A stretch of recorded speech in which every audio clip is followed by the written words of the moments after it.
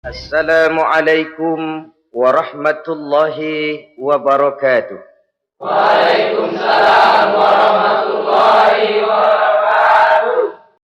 Dalam bulan suci Ramadan ada perintah melaksanakan ibadah puasa. Apa istimewanya ibadah puasa? Pertama, yang dipanggil untuk melaksanakan puasa itu iman. Ini panggilan istimewa. Allah menyatakan, ya ayyuhalladzina amanu kutiba alaikumusiyam. Hai orang-orang yang beriman, diwajibkan atas kamu berpuasa. Iman yang dipanggil untuk melaksanakan ibadah puasa. Contoh, satu hari di depan rumah kita lewat tukang pepaya, tukang duku, tukang duren. Kita panggil satu tukang pepaya, "Bang, pepaya, berhenti dulu sebentar." Kira-kira yang merasa tukang pepaya berhenti enggak? Berhenti.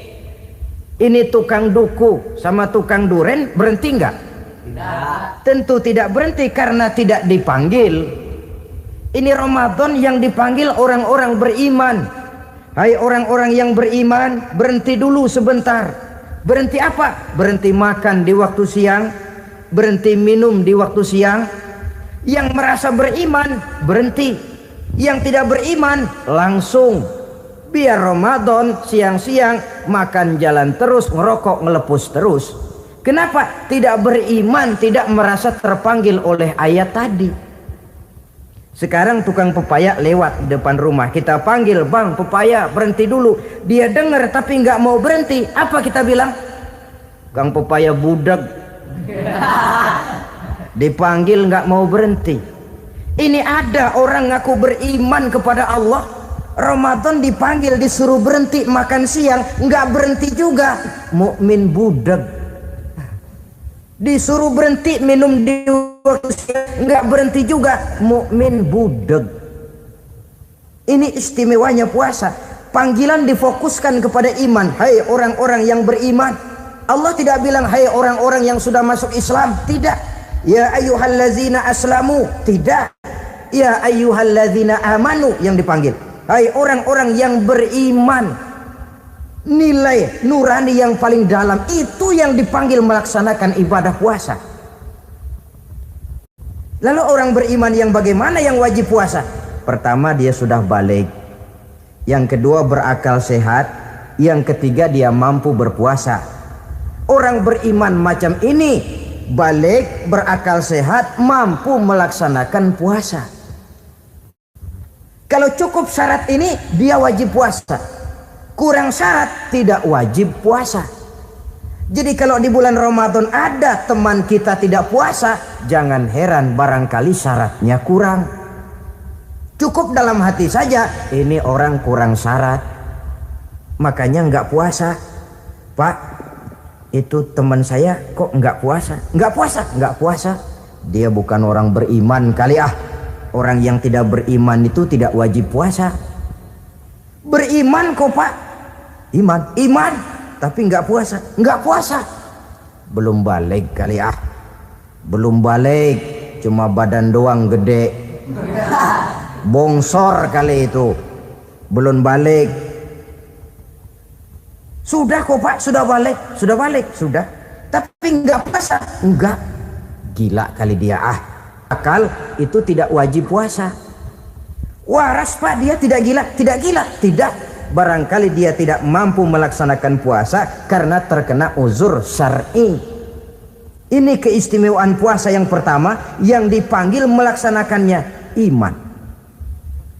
Keistimewaan yang kedua, oleh karena yang dipanggil iman, maka puasa dinamakan ibadah sirriyah, ibadah rahasia. Kalau kita sembahyang, orang lihat kan? Lihat enggak? Lihat. Kita bayar zakat, orang tahu. Kita pergi haji, apalagi pergi haji sekampung nganterin. Tapi kita puasa atau tidak puasa, yang tahu kan cuma kita dan Allah saja. Pura-pura sedekah nggak bisa. Pura-pura sholat, ketahuan.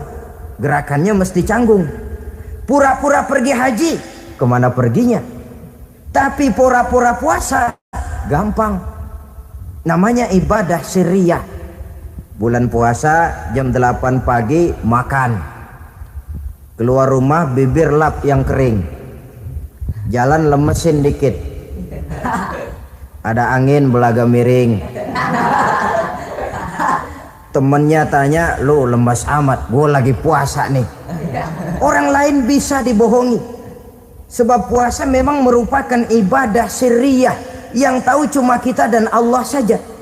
Karena dia ibadah rahasia, puasa ini sulit terkena penyakit riya. Ibadah yang lain karena kelihatan orang, gampang kena penyakit riya, to show only. Sholat karena kelihatan orang, gampang kena penyakit riya.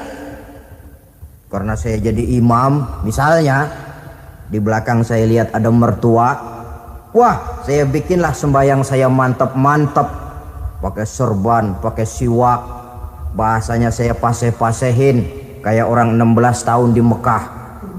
Wah, usolli fardhal maghribi salasa raka'atin, Allahu Akbar. Surahnya saya cari yang panjang-panjang, paling pendek sabbihis sama wadduha. Akibat apa itu? Riya, di belakang ada calon mertua.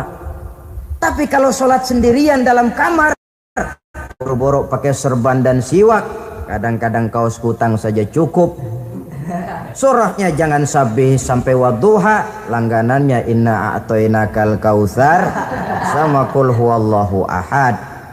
Karena sholat terlihat orang, mudah kena penyakit riya. Sedekah pun begitu.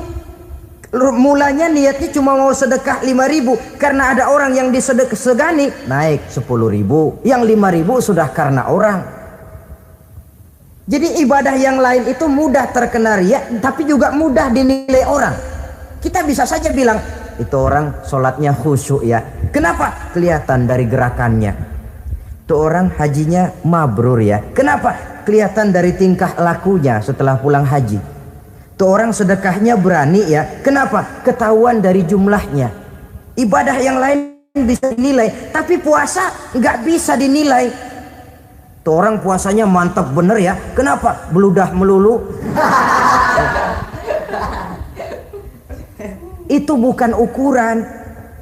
Itulah sebabnya dia dinamakan ibadah sirriyah, ibadah yang abstrak, yang tahu cuma si pelaksana dan Allah saja. Ini keistimewaan puasa yang kedua. Yang ketiga, saudara-saudara, kalau ibadah-ibadah yang lain, ganjaran pahalanya itu dijelaskan oleh Allah. Sedekah kalau ikhlas pahalanya begini. Haji kalau mabrur pahalanya ini. Sembahyang berjamaah pahalanya ini. Untuk puasa tidak. Puasa Allah cuma bilang as-siyamu li wa ana ajzi bihi. Puasa adalah untukku, aku yang akan membalasnya. Berapa besar balasannya tidak dijelaskan oleh Allah. Apa artinya ini? Kalau saudara kerja, mandor bilang, sampean kerja sama saya, gaji satu hari 5.000. Ketahuan kan, sehari 5.000. Kita bisa kong kali kong, ada mandor rajin, nggak ada mandor kendor. Pokoknya sehari 5.000. Tapi kalau mandor cuma bilang, kau kerja sama aku, gajimu nanti aku yang atur. Tidak dijelaskan, nanti aku yang atur. Ini kan mestinya kita kerja hati-hati. Sebab apa? Mungkin gaji kita lebih besar dari jumlah 5.000 kalau kerjaan memuaskan. Mungkin tidak digaji sama sekali kalau kerjaan berantakan. Tidak dijelaskannya pahala puasa menjadi sugesti bagi kita untuk melaksanakan ibadah ini dengan sebaik-baiknya. Mungkin gaji sangat besar, mungkin tidak digaji sama sekali. Sebab kata Nabi, kam min shaimin laisa lahu min siyamihi illa al-ju' wal 'atsy. berapa banyak orang puasa, dia tidak memperoleh apa-apa dari puasanya kecuali lapar dan haus saja.